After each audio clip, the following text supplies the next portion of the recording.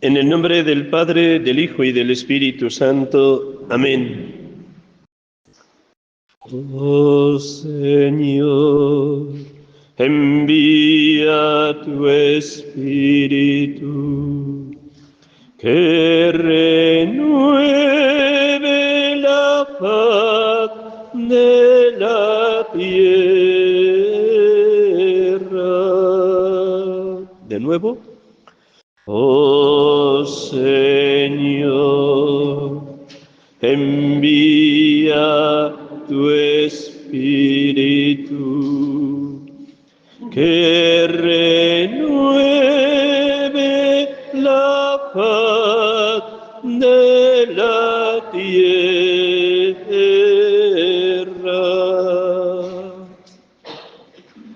Quienes lo sepáis, rezáis conmigo la secuencia de Pentecostés.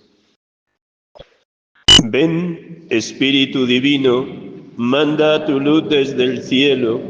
Padre amoroso del pobre, dona en tus dones espléndido, luz que penetras las almas, fuente del mayor consuelo.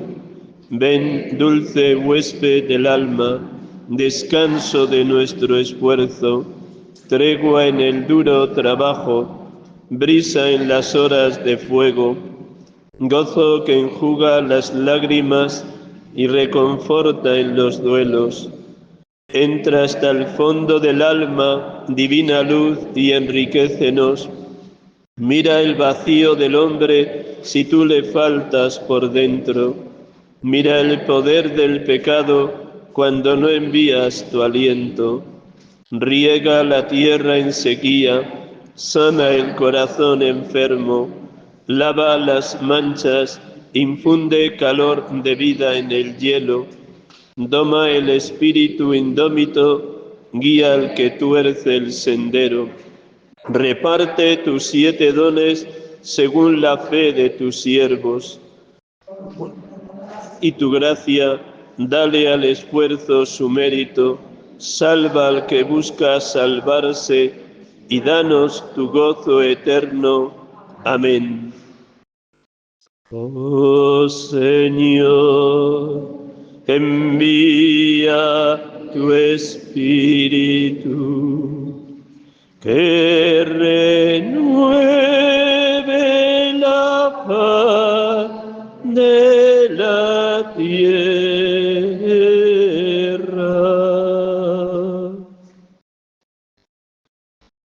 Te damos gracias, Padre Dios, por esta tarde de retiro, por este momento de encuentro contigo, por estar totalmente disponibles a tu voluntad en la escucha de la palabra como nuestra Madre, la Virgen María.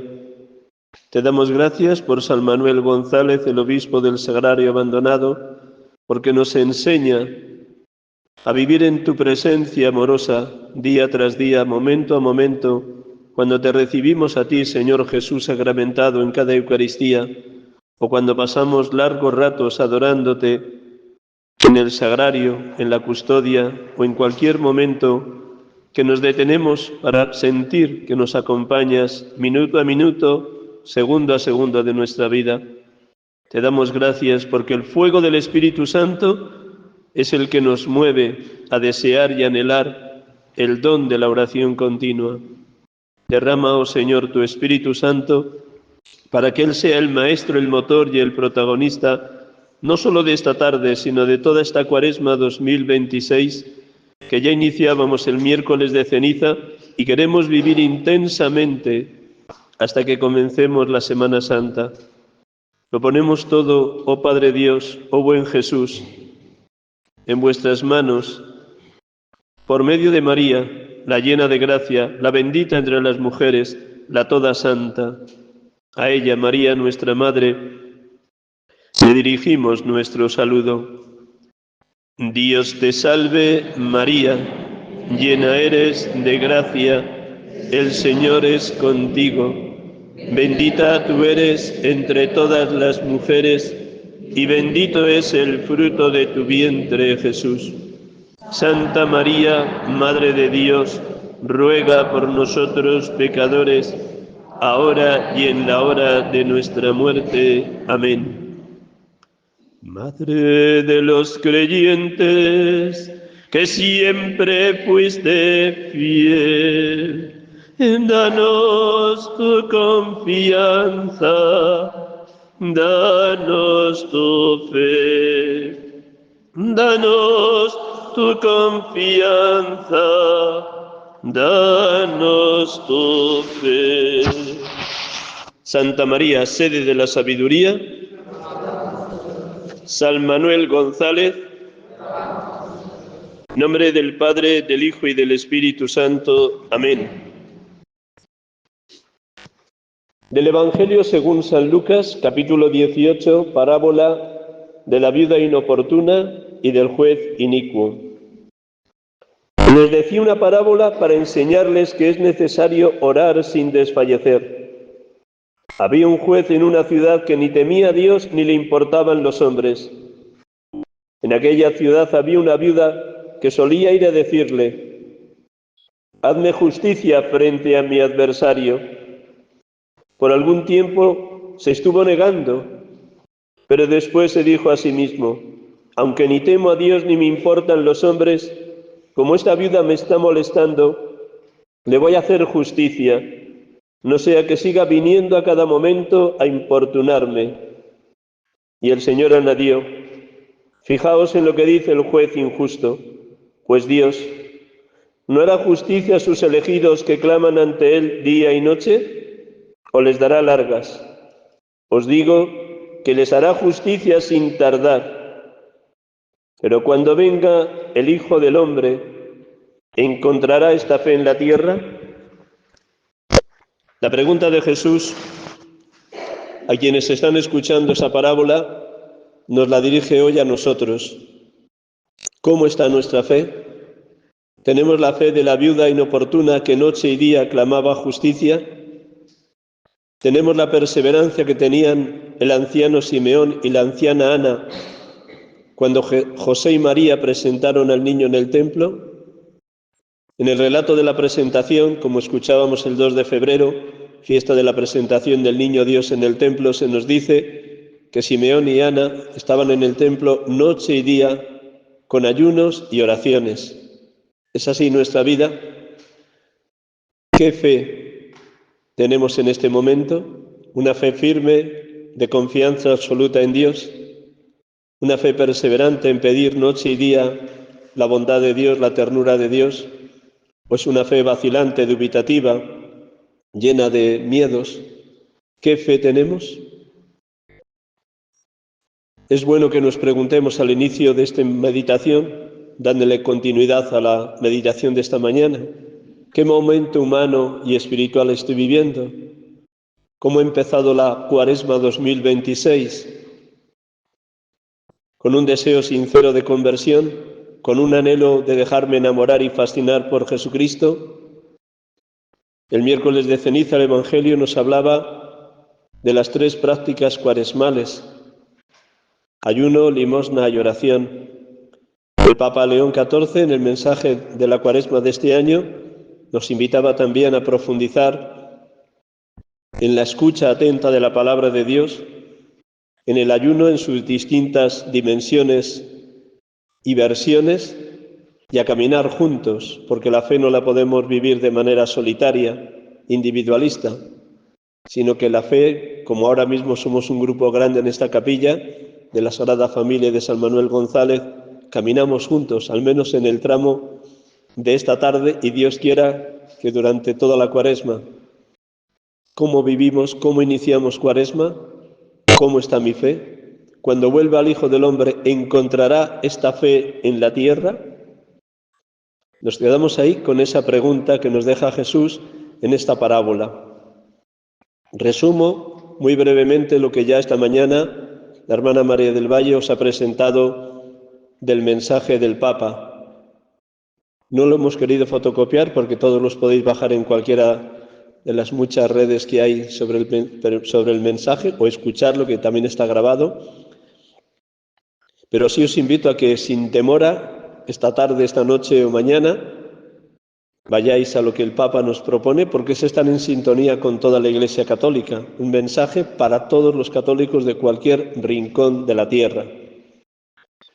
La escucha. Creo que todos hemos escuchado muchas veces a Dios y nos habla de múltiples maneras. El lugar por antonomasia donde nos habla Dios es la Sagrada Escritura. El cielo y la tierra pasarán, mis palabras no pasarán, nos dice Jesús. Una palabra que tiene plena vigencia, plena actualidad, porque quien habla está vivo, y quien habla y está vivo viene a nuestro encuentro, llama a nuestra puerta, quiere que le abramos de par en par, como dice Dios en el libro del Apocalipsis. Mira que estoy a la puerta y llamo. Si uno escucha mi voz y me abre, entraré y comeremos juntos. Podemos siempre comer la palabra de Dios, podemos alimentarnos de ella en cada momento, pero para eso la primera clave es la escucha. Y para que se pueda dar la escucha, dos premisas esenciales: el silencio interior y exterior y la soledad con quien sabemos nos ama. Ese es el clima que propicia, que ayuda a una escucha atenta de la palabra de Dios. Porque sin duda tendremos que decir cada vez que vamos a la oración lo que el sacerdote Elí le enseña al niño Samuel cuando el niño Samuel es llevado por su madre al templo. Cuando te vuelva a llamar Dios después de 3 llamadas en medio de la noche y 3 veces que despierta al sacerdote, le dice: si te vuelven a llamar, di: habla, Señor, que tu siervo escucha. Habla, Señor, que tu siervo escucha. Y esta es una expresión, una súplica, una petición con la que es bueno que empecemos siempre nuestras oraciones. Habla, Señor, que tu siervo escucha. Para escuchar tenemos que hacer silencio interior y exterior. No siempre es fácil, porque tenemos la cabeza aturdida de mensajes, de noticias, de preocupaciones, de agobios, de decisiones, de relaciones humanas a veces maravillosas, otras conflictivas, pero sí hemos de pedir: habla, Señor, que tu siervo escucha. Porque el solo hecho de pedirlo ya supone que creamos un clima interior que propicie esa escucha. Una escucha que nos ayudará a imitar a la Virgen María. María conservaba todas las cosas meditándolas en su corazón. Ella es la mujer de la escucha por excelencia. Muy pocas palabras aparecen en el Evangelio de la Virgen María. Y el poema más largo es el Magnificat, que rezamos habitualmente en la oración de vísperas, porque el Magnificat expresa todo lo que ella lleva dentro cuando va a visitar a su prima Santa Isabel. Proclama mi alma la grandeza del Señor, se alegra mi espíritu en Dios mi Salvador, porque ha mirado la humillación de su esclava.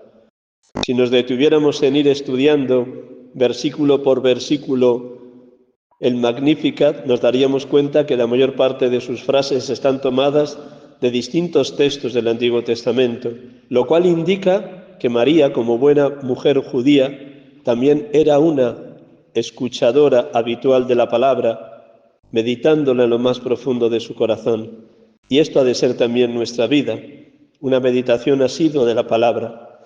Pero además de hablarnos en la palabra, nos habla también en los signos de los tiempos.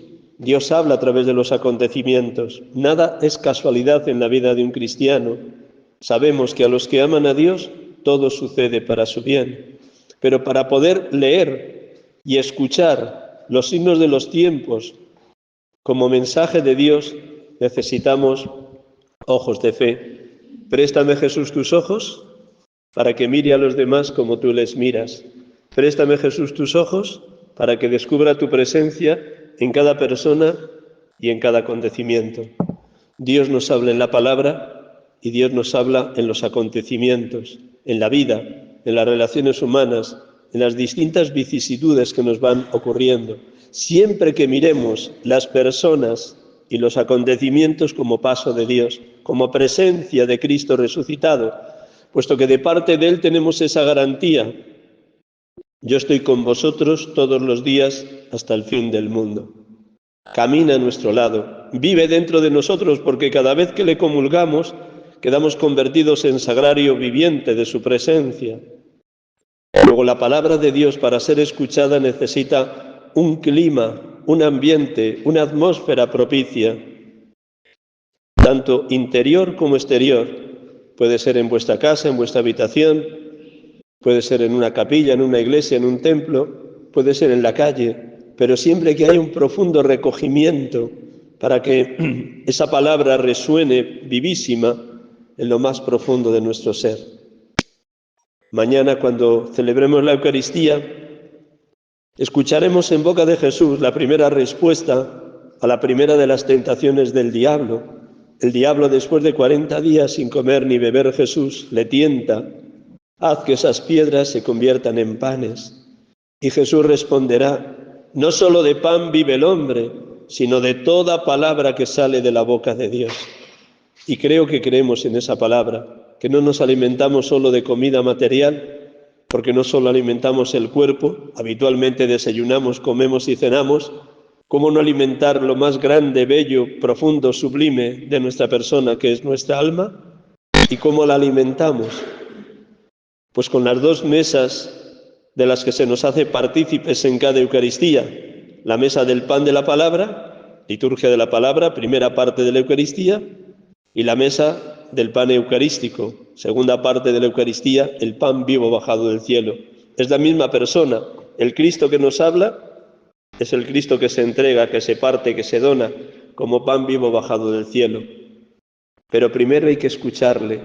Y para participar muy bien, muy vivamente de cada Eucaristía, hemos de ir siempre a cada Eucaristía habiendo dedicado 15 minutos, 20 minutos, media hora, cada uno según sus posibilidades, llevando bien meditadas las dos lecturas. Porque cuanto más hayamos meditado en casa la palabra de Dios, más y mejor resonarán en nosotros cuando son proclamadas dentro de la Eucaristía. Por eso, una manera preciosa de preparar bien cada Eucaristía es llevar muy meditada la palabra de Dios.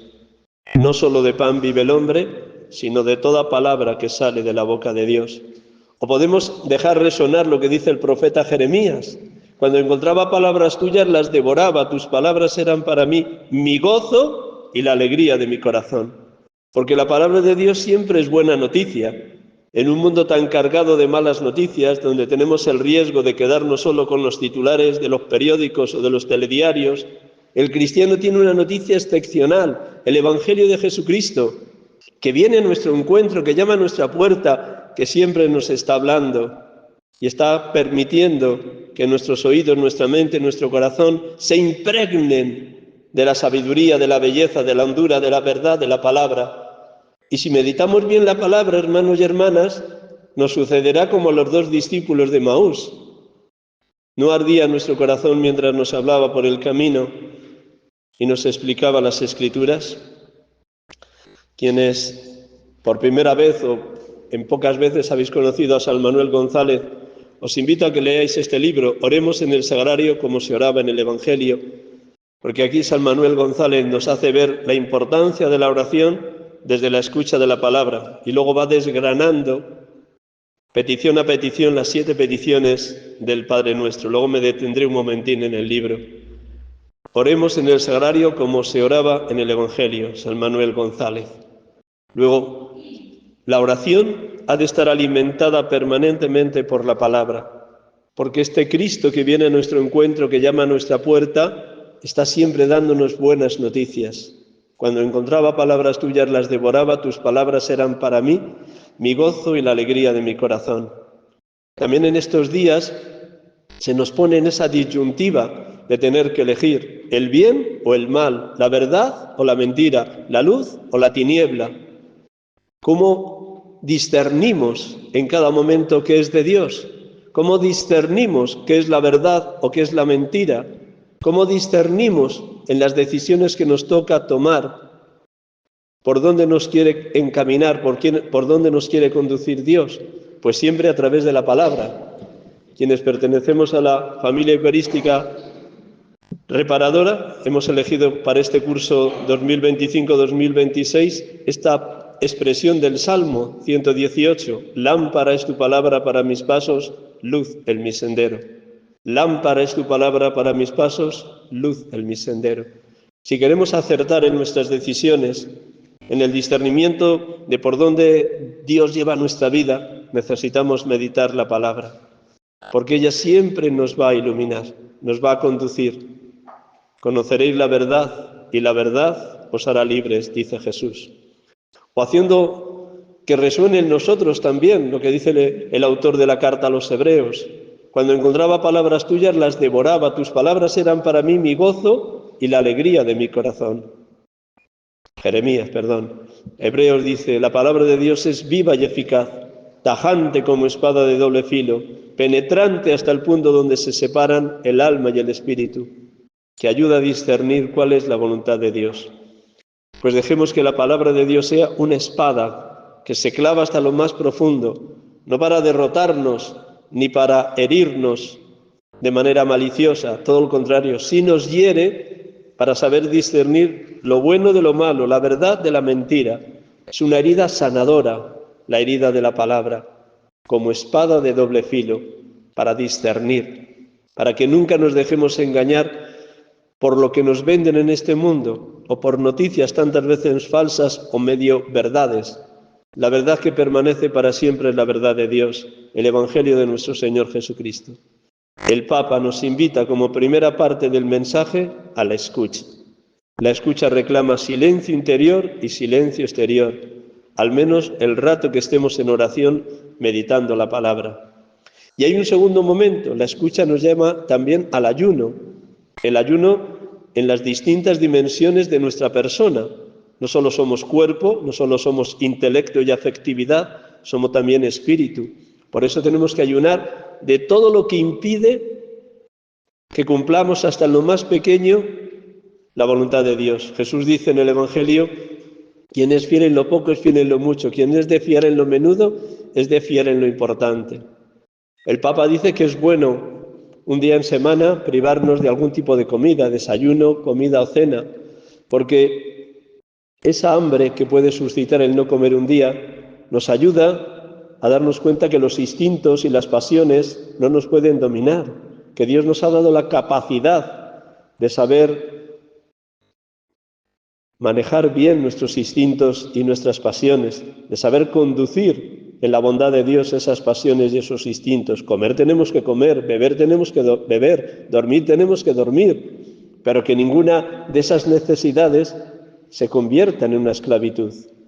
Cualquier ayuno, por pequeño que sea, no solo nos ayuda a darnos cuenta de esto, sino otro paso más, y es que ese pequeño hambre que podemos tener un día de privarnos de comer, nos ayuda a ser solidarios con hombres y mujeres que no tienen más que un puñado de arroz para comer cada día.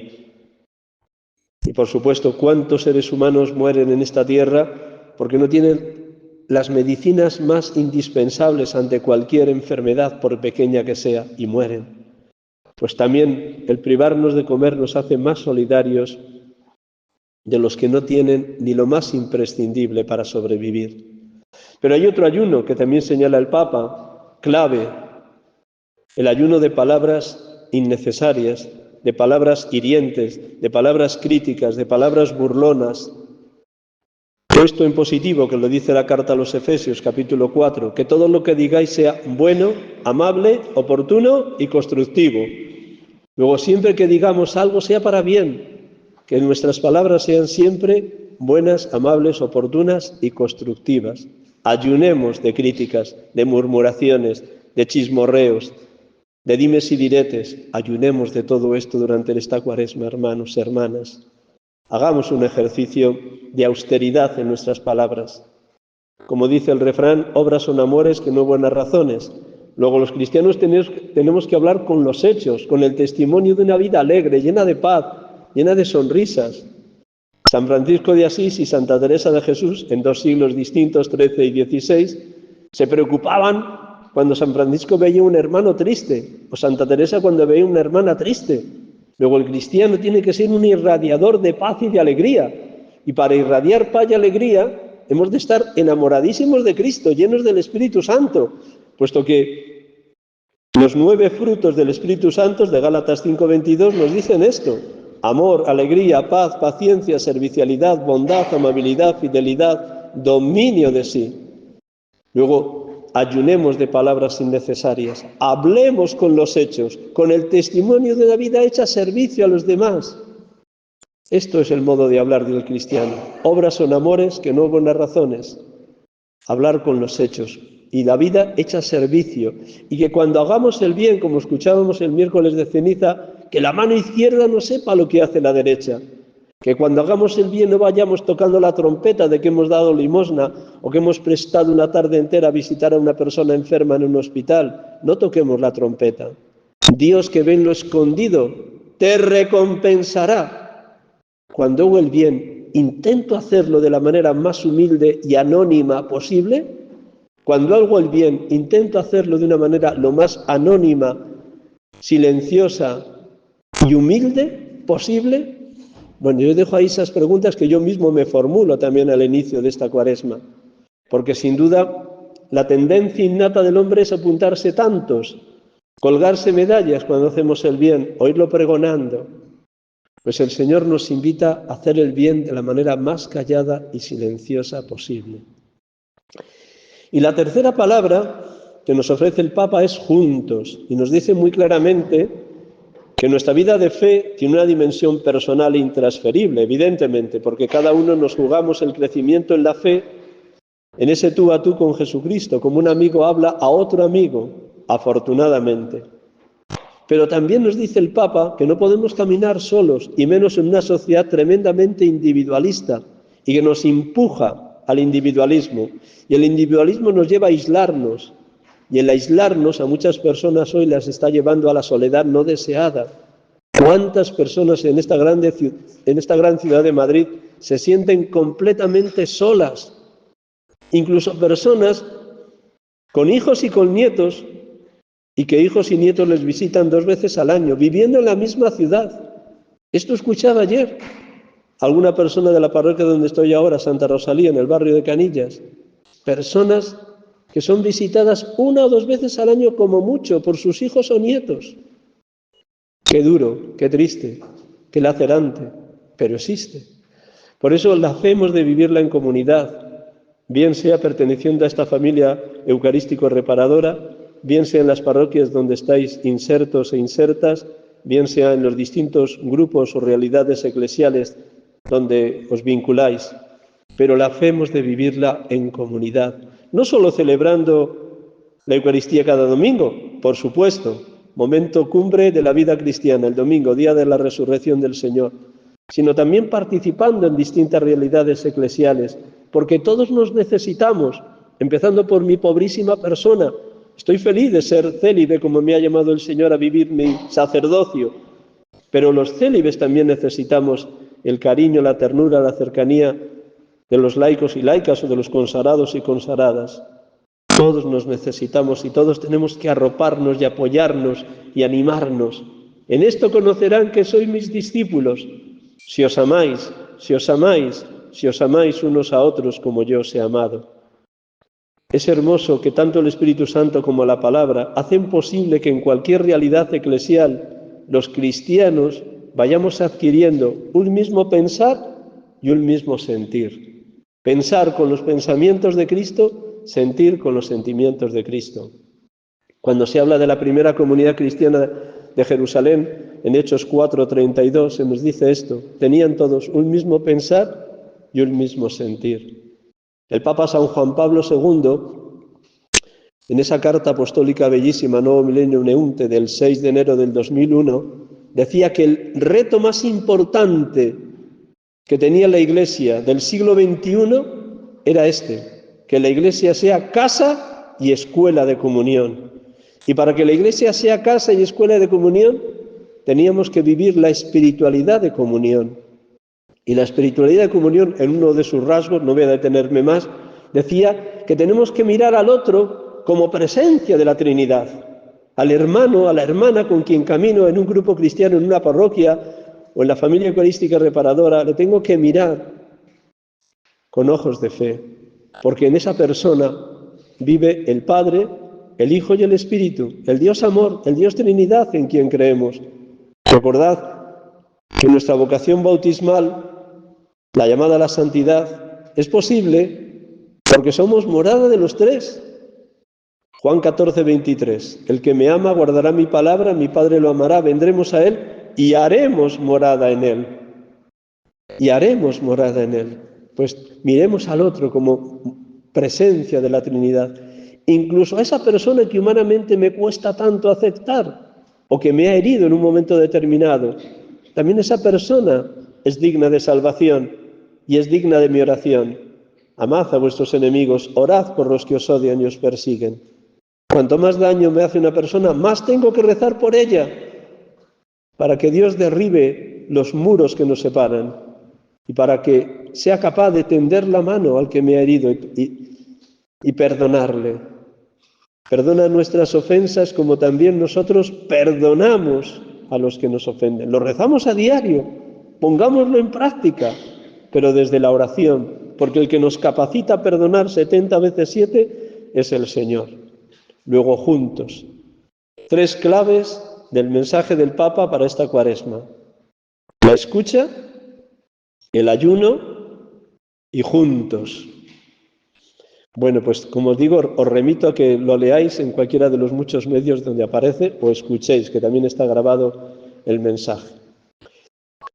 Damos un pasito más. Mañana, Dios mediante, celebraremos el primer domingo de Cuaresma. Y todos los años el primer domingo de Cuaresma está dedicado a las tentaciones. Mañana tendremos la dicha de escuchar la versión de San Mateo, porque estamos en el ciclo A del año litúrgico, y escucharemos cómo en el capítulo 4 de San Mateo el evangelista describe las 3 tentaciones del Señor. Pero para adentrarnos bien en ese misterio de las tentaciones, es bueno tener muy claro que cada vez que somos tentados, no es porque Dios quiera fastidiarnos, ni mucho menos, sino porque nuestra debilidad humana hace que los 3 enemigos del alma nos ataquen ferozmente: el mundo, el demonio y la carne. San Manuel González, cuando en este libro nos describe esa petición, no nos dejes caer en la tentación, señala con todo detalle precisamente de qué manera el mundo, el demonio y la carne nos atacan. Dice San Manuel: los tentadores serán los enemigos del alma, el mundo con sus sugestiones y sus modas, fomentadoras de la vanidad y de la sensualidad, sus máximas egoístas y disolventes, sus falsas apariencias de lujo, su hipocresía. El demonio nos ataca con la influencia de su saber de ángel y de viejo, con su poder sobre los nervios, la imaginación, aun de los buenos, y de las voluntades de los malos, que se le rinden para servirle de ministros y apóstoles. Y la carne con sus fugaces y funestas atractivos, con sus rebeliones y escándalos. Estos 3 enemigos separados y juntos, puestos de acuerdo y en complicidad con el amor propio, ¿en qué aprietos ponen las almas de los siervos de Dios? No duermen, ni se distraen, ni toman vacaciones para descansar, como estimulados por un hambre insaciable de odio a Dios y a las almas. Este ataque tenaz y siempre variado, unas veces suave, otras veces sañudo y siempre dañino, ora a las claras, ora encubiertamente, ya va diciendo al alma terminantemente: peca, sé mía, ya transfigurándose en ángel de bien, sugiriendo el mal con la apariencia más capciosa e insinuantes del bien. Ese ataque, repito, cómo acongoja, inquieta y pone en peligro y trance de muerte a las pobres almas tentadas. El mundo, el demonio y la carne, en tiempos de San Manuel González, en tiempos de San Ignacio de Loyola, de San Francisco Javier, los 3 enemigos del alma siguen atacando porque odian a Dios y odian a las almas que quieren salvarse. Y ante eso, ¿cuál es el arma que propone San Manuel González? Sobre todo y por encima de todo, la vigilancia. Es lo que Jesús dijo a los 3 íntimos amigos, Pedro, Santiago y Juan, cuando los encuentra dormidos en Getsemaní. ¿No habéis podido velar ni siquiera una hora conmigo? Velad y orad, velad y orad. El espíritu es fuerte, pero la carne es débil. Y todos experimentamos esta realidad. No hago el bien que quiero, sino el mal que aborrezco, ¿verdad? Y ahí que necesitemos la vigilancia como arma contra el mundo, el demonio y la carne, para ser hombres y mujeres fuertes en el Señor, fuertes llenos del Espíritu Santo, fuertes asentados en la verdad de la palabra divina, que no pasa nunca. El cielo y la tierra pasarán, mis palabras no pasarán. Luego, hermanos y hermanas, tenemos la palabra y el Espíritu Santo como los mejores escudos cuando las flechas incendiarias del diablo nos atacan. Porque atacados estamos todos los días. Los 7 pecados capitales son flechas incendiarias del diablo. Soberbia, envidia, avaricia, ira, lujuria, gula y pereza. Todos los días flecheados, al menos mi pobre persona. ¿Tenemos buen escudo para defendernos de esos ataques del maligno o tenemos las defensas bajas? Bueno, pues cada uno se pregunte cómo están sus escudos. El valor de la palabra y la fuerza y la gracia del Espíritu Santo. Entra hasta el fondo del alma, divina luz, y enriquécenos. Mira el vacío del hombre si tú le faltas por dentro. Mira el poder del pecado cuando no envías tu aliento. ¿Estoy bien defendido? ¿Soy un guerrero de Dios porque me he entrenado con las armas de la verdad, de la justicia y de la paz? En el capítulo 9 de este libro, oremos en el sagrario como se oraba en el Evangelio, cuando comenta esta petición, la 6ª petición del Evangelio, no nos dejes caer en la tentación. San Manuel González señala 12 tentaciones. Voy a leer solo los titulares para no alargarme demasiado, pero voy a comentar esas 12 formas que tiene el diablo de engañarnos. Contra la tentación de la codicia y de la gula, contra la tentación de presunción de que voluntariamente se mete en peligro y en ocasiones de pecar, contra la tentación del orgullo y la dominación de la soberbia, contra la tentación de impureza y diversiones desordenadas, contra la tentación de inquietudes y desconfianzas de lo porvenir, contra las tentaciones de perplejidades, miedos, aprensiones y tinieblas, contra las tentaciones de la fe, contra las tentaciones ocultas y disfrazadas, contra las tentaciones del falso celo, contra las tentaciones de las sugerencias de falsos apóstoles, contra la tentación de la falsa piedad o el estilo mundano, contra la tentación de los cariños malos o peligrosos. Y a cada una de estas tentaciones, de manera maravillosa y clara y contundente, San Manuel González va contraponiendo la palabra de Dios. Va encontrando cuál es el antídoto, la medicina, la vacuna contra cada una de estas tentaciones. También telegráfico, pero os dejo estas armas porque cuanto más en este tiempo de Cuaresma 2026 os adiestréis en largos ratos de meditar la palabra, imitando a María, como decía al inicio, María conservaba todas las cosas, meditándolas en su corazón, cuanto más adiestrados estáis en la palabra, más fuerza, más capacidad de rechazar las tentaciones. Primera, contra la tentación de la codicia y de la gula, no solo de pan vive el hombre, sino de toda palabra que sale de la boca de Dios. Evangelio de mañana. 2. Contra la tentación de la presunción del que voluntariamente se mete en peligro y en ocasiones de pecar, esperando vanamente que Dios le libre.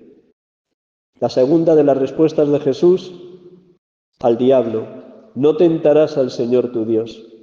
Tercero, contra la tentación de la soberbia y de la dominación del orgullo: apártate de mí, Satanás, porque está escrito: al Señor tu Dios adorarás, a Él solo servirás.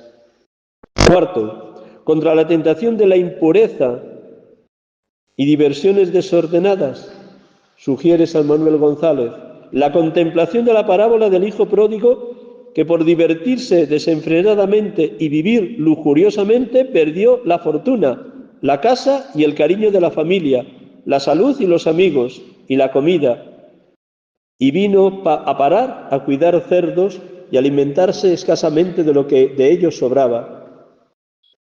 Sexto, contra la tentación de la inquietud y la desconfianza de lo porvenir y cavilaciones por lo bien o lo mal hecho del presente y del pasado, cuando cuando Pedro le pregunta a Jesús qué pasará de Juan, Jesús responde: ¿a ti qué? Tú sígueme. Cristo ha vencido el mundo y por eso es bueno que dejemos resonar esa palabra tan clara de nuestro Señor Jesucristo, Juan 16:33. En el mundo tendréis luchas, pero tened valor, yo he vencido al mundo. Si confiamos en Cristo, como Él ha vencido al diablo, saldremos victoriosos de las tentaciones. Sexto, contra las tentaciones de perplejidades, miedos, aprensiones y tinieblas. ¿Quién no ha tenido miedo en las últimas semanas? O perplejidades, o desconciertos, o frustraciones, o fracasos, o desolaciones, o desesperanzas. Frente a eso, la palabra de Jesús nos dice: soy yo, no temáis. Y la oración de San Pedro cuando se está hundiendo en el mar: Señor, si eres tú, mándame ir a ti sobre las aguas. O lo que dijo Juan en la segunda pesca milagrosa en el lago de Tiberíades: ¡es el Señor! El Señor estaba en la orilla con unas brasas preparadas y unos panes y unos pescados encima de las brasas. 7. Contra las tentaciones de la fe, una palabra firme y contundente como la profesión de fe de Pedro en Cesarea de Filipo: tú eres el Cristo, el Hijo de Dios vivo. 8. Contra las tentaciones ocultas y disfrazadas, como has contado antes San Manuel, y como dice San Pablo, y luego lo recoge también San Ignacio de Loyola, el diablo se disfraza bajo la forma de ángel de luz. Y por eso conviene desenmascarar los engaños sutiles del diablo. Yo soy la luz del mundo. El que me sigue no camina en tinieblas, sino que tendrá la luz de la vida. Si dejamos habitar a Cristo como Él es la luz, Él desenmascara los engaños sutiles bajo la forma de ángel de luz con que nos quiere engañar el diablo.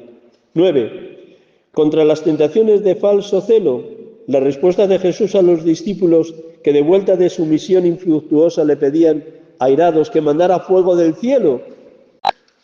No sabéis a qué espíritu pertenecéis, les tiene que decir a Santiago y a Juan, que dice que baje fuego del cielo porque no han dejado entrar a Jesús en una aldea. 10. Contra las sugestiones de falsos apóstoles, que seamos verdaderamente seguidores de verdaderos apóstoles. Y la clave la da Jesús: por sus frutos los conoceréis. 11.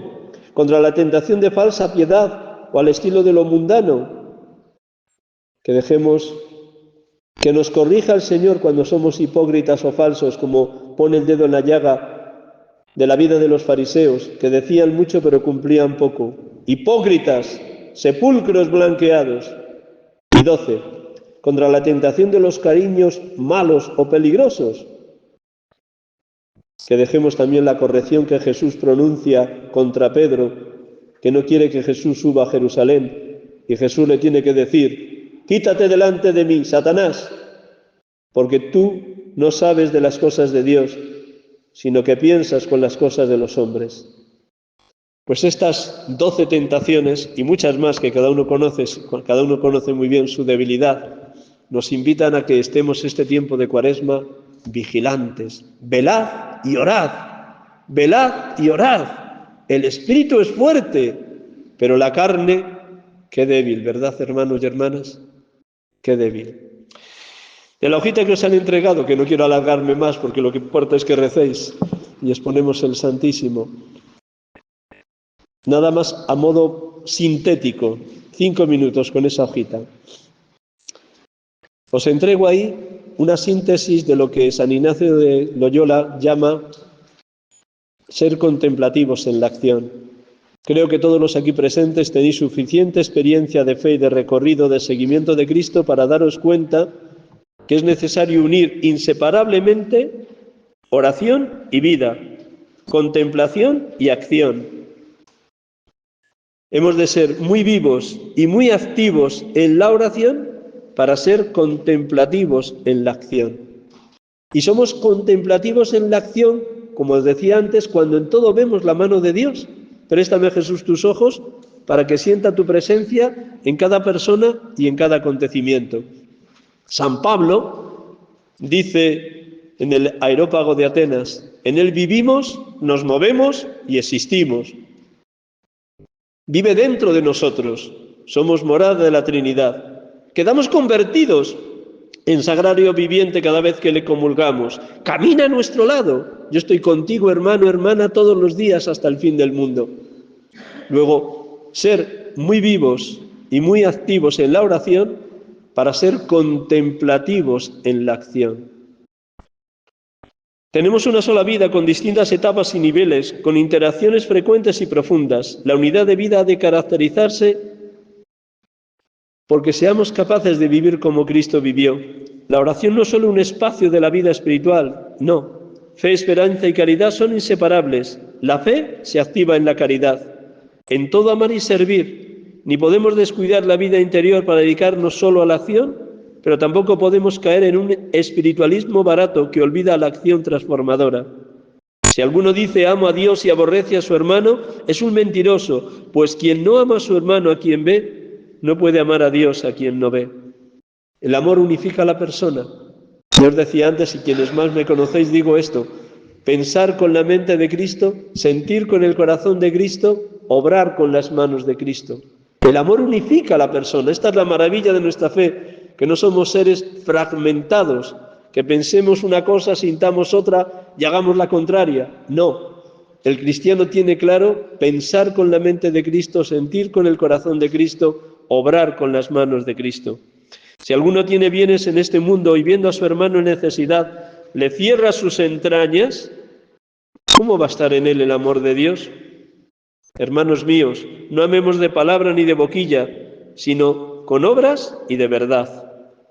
¿Quién hace posible que nuestra vida esté unificada? El Espíritu Santo. ¿A quién tenemos que invocar cada vez que entremos en oración? Al Espíritu Santo. Riega la tierra en sequía, sana el corazón enfermo, lava las manchas, infunde calor de vida en el hielo, doma el espíritu indómito, guía al que tuerce el sendero. Contemplativos en la acción. El Espíritu Santo nos va alcanzando la madurez cristiana. Esto implica dejarnos conducir por Él. Esta madurez cristiana nos va configurando con Cristo para que seamos imagen viva de su presencia, testigos de su amor, portadores de su verdad, servidores de los pobres, hermanos de nuestros hermanos.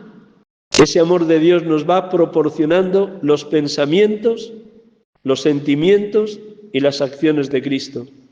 Esta es la función primordial del Consolador Divino: unificar nuestro ser, porque nos va configurando con Cristo, el hombre perfecto, el hombre unificado por excelencia. Quienes habéis hecho ejercicios ignacianos sabéis cómo la última contemplación se llama la contemplación para alcanzar amor.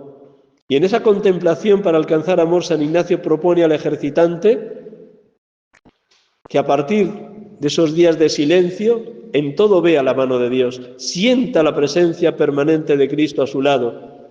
Y cuando todo se mira con ojos de fe, aun las circunstancias más adversas que te puedan suceder, la muerte de un ser querido, una larga enfermedad o alguien que te ha traicionado, cuando sientes esa presencia de Cristo vivo, hasta esas situaciones las recibes como regalo divino, porque a través también de esas contrariedades de la vida, el Señor nos va madurando, nos va consolidando en la confianza en Él, para poder decir como Jesús en la cruz: Padre, a tus manos encomiendo mi espíritu. Esa búsqueda de la plenitud en Dios la suscita el Espíritu Santo. Mi alimento es hacer la voluntad del que me envió y llevar a término su obra. Este hallar a Dios en todas las cosas traspasa el tiempo y el espacio dedicados propiamente a la oración. Se extiende a todo lo que uno piensa, a todo lo que uno vive, a todo lo que uno se relaciona y actúa entre las personas y los acontecimientos.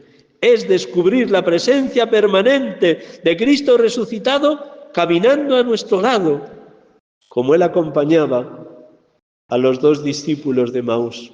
También comenta bellísimamente en el libro San Manuel González el relato de los dos discípulos de Maús. No quiero alargarme más, que ya lleváis 50 minutos escuchando. Concluyo.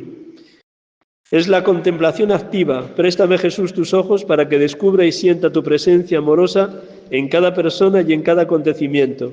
Es la experiencia de sentir esa presencia de Cristo vivo en la vida cotidiana, en los trabajos cotidianos, en las situaciones más adversas. El fruto de una verdadera contemplación de las escenas evangélicas me conduce a experimentar a Dios en el barullo de la acción. Cuando voy en el metro, cuando voy en el autobús, cuando voy a la compra, cuando estoy haciendo la cama, cuando afine con los cacharros, entre los pucheros está Dios. Si miro con ojos de fe todo lo que sucede, ahí descubro la presencia de Cristo vivo, de Cristo resucitado. Pues que el Señor os conceda, hermanos y hermanas, ser contemplativos en la acción. Gloria al Padre, al Hijo y al Espíritu Santo.